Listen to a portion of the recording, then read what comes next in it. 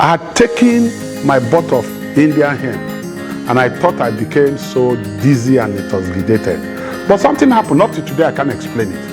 I saw the image of a woman that exactly resembled my mother. And I began to shout, "Now my mama will die be this, so now my mama will die be this." They thought I was mad. And they got hold of me. I don't know what they did for me. I slept. The following day, I woke up. That was the first time in 3 years that I came back to my senses, that even if I don't have a mother, I have a father. So Lord, like a prodigal son, I said I will arise and go back to my father.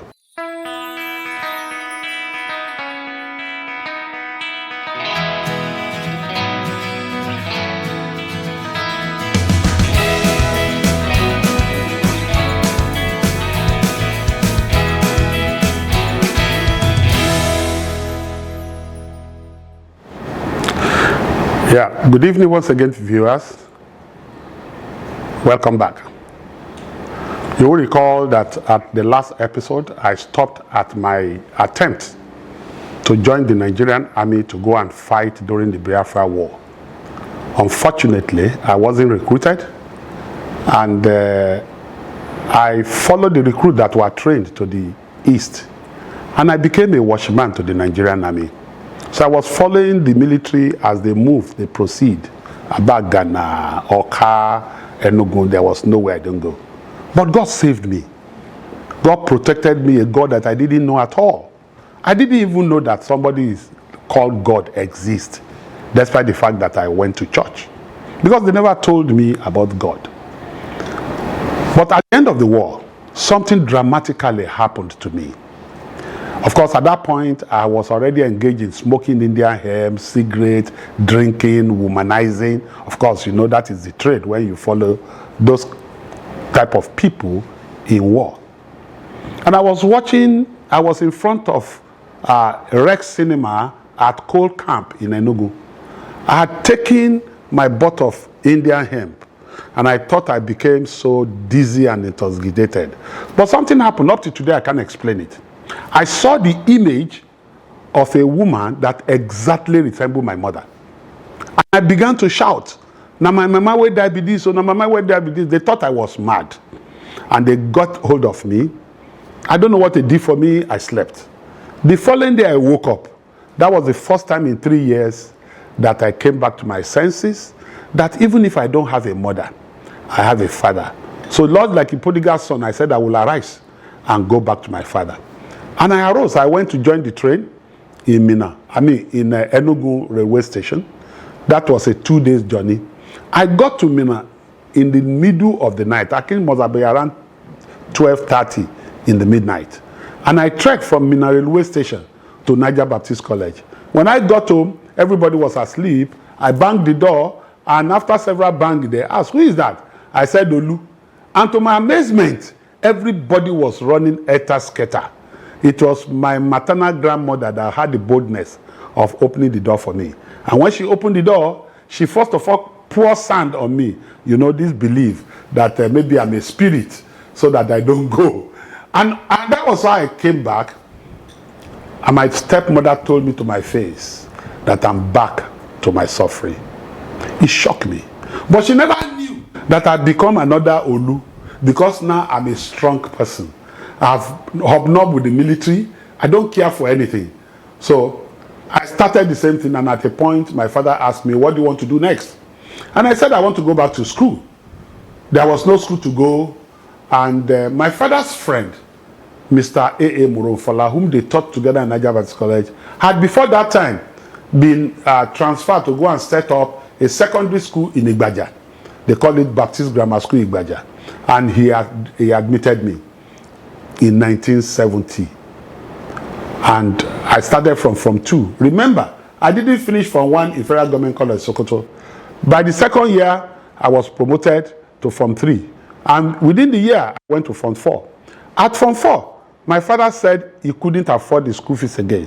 Now, before this time, my two siblings, who are girls, they are in private school.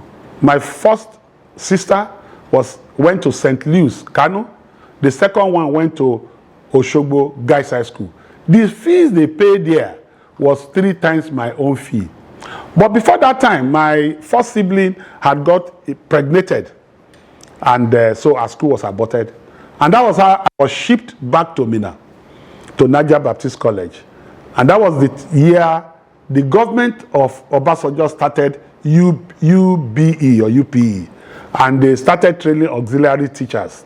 We had a principal in that school because the Northwestern State government had taken over Niger Baptist College. And they named it Ahmadu Bahago Teachers College. And the principal then is Alhaji Ara, who had worked with my father. And he saw me one day, he said, Aolu, Shebi, you finished 4 years in secondary school? I said, yes. I didn't tell him no. I said, yes. He said, go and join the pivotal.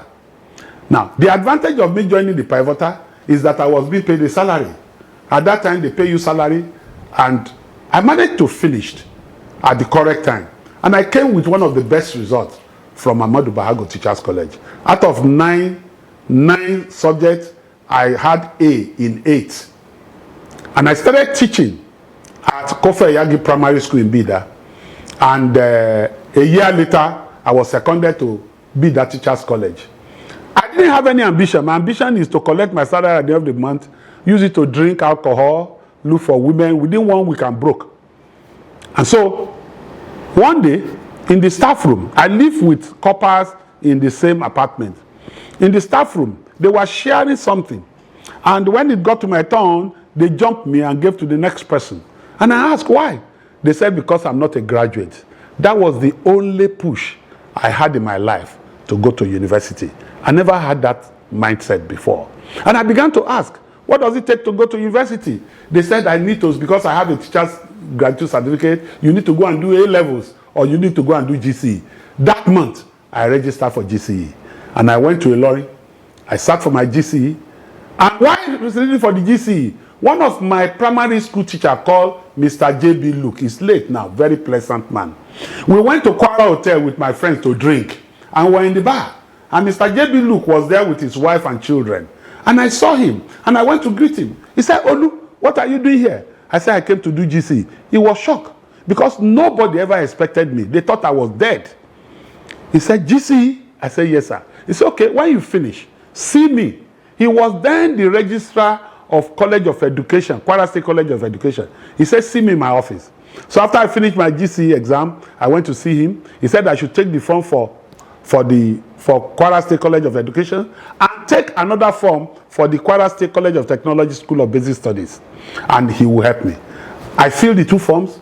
Behold, I was admitted to Kwara State School of Basic Studies to do A-levels. The day I saw my result, I was so excited because my father was already in Doko Teachers College.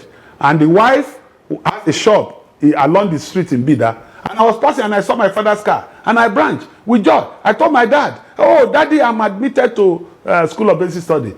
And his response, do you have the money to train yourself? I was shocked. But I determined that I was going to school. So I went to school. Before then, I had collected the Doji areas. I had a Suzuki 125. So I went to School of Basic Study, Kwara Tech, where I met my wife. We are married. We are 43-year-old in marriage today. And we've been known each other for about 50 years. So, and I went to School of Basic Study. There was this notion that if you get there, if you don't do well, they will rusticate you. So I became serious. I used all the money I have to buy books. And it was the book I was buying that attracted my wife to me.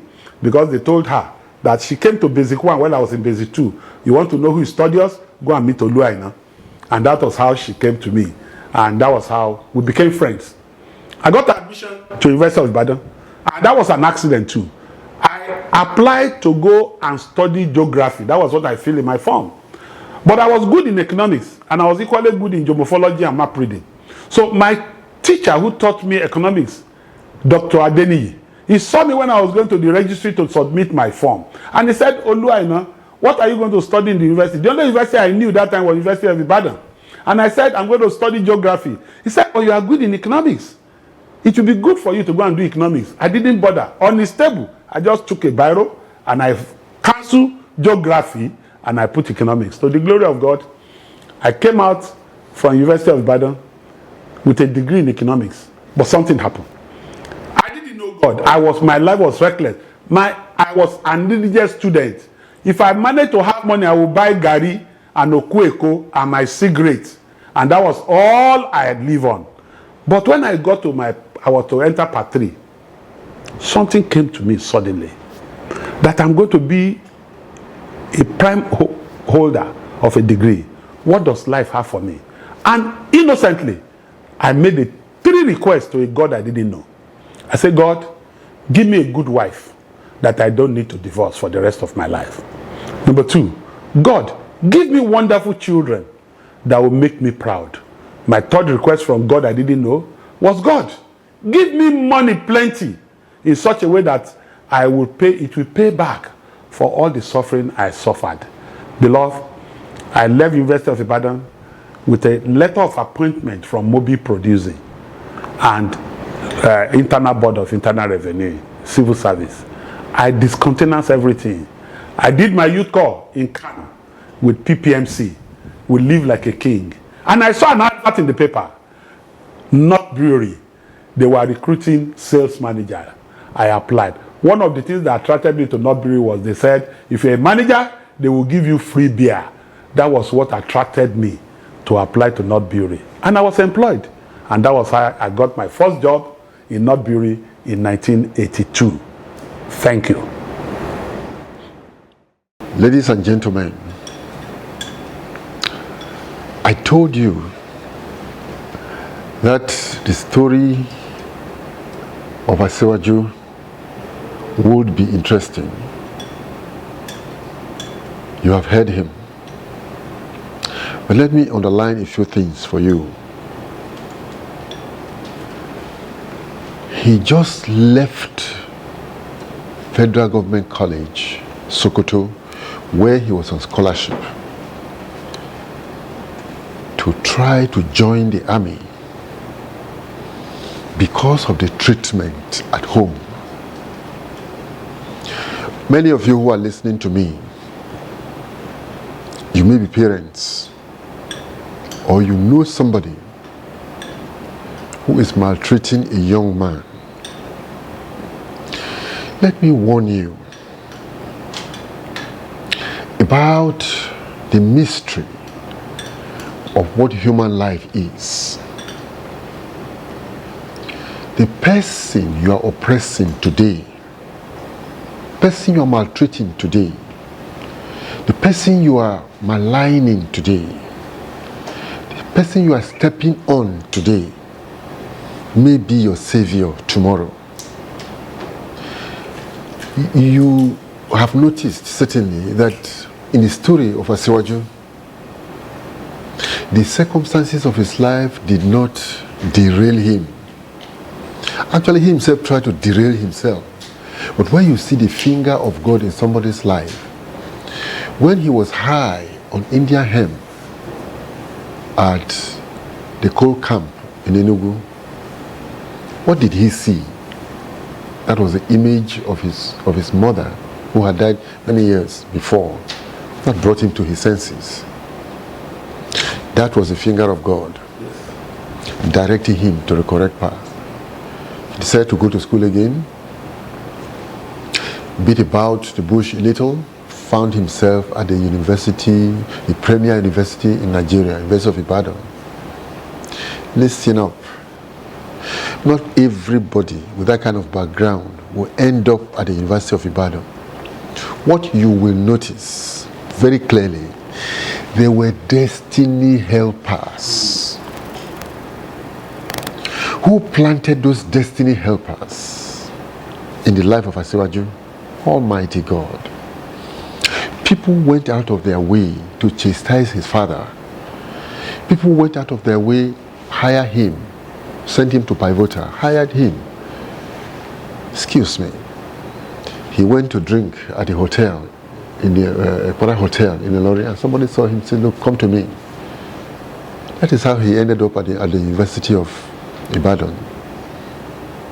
The God you do not know today may be ordering the steps of your life.